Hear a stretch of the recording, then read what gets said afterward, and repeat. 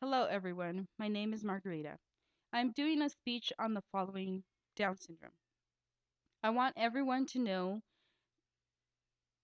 that there is a difference between a disability from one person to the other. I like to begin by asking everyone if you know what Down syndrome is and if you have a friend, a neighbor with this disability. I myself can answer this question because, yes, I know what Down syndrome is, and yes, I know someone with this disability. It was about 18 months ago when I was in the hospital delivering my baby. I remember going through the pains of labor. My head was sweating.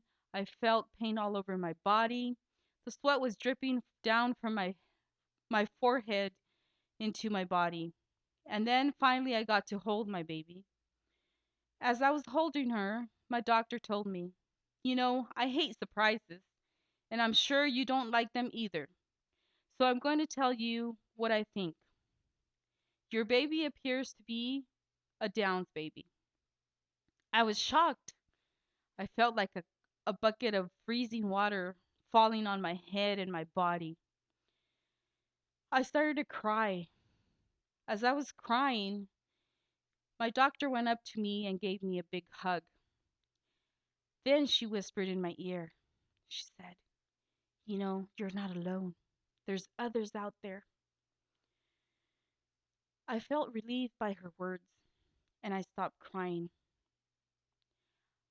I know that Down syndrome is a path waiting to be explored where many unexpected things can happen along the way. Down syndrome can be diagnosed one of two ways, either during pregnancy or shortly after the baby is born. This diagnosis is done by a simple blood test. When the baby is born, they are well known for their facial appearances. The most common ones are a smaller nose, almond shaped eyes, a smaller mouth, and a larger tongue. After the baby is diagnosed, there are many challenges that come with this diagnosis, but the most common ones are heart, hearing, eyes.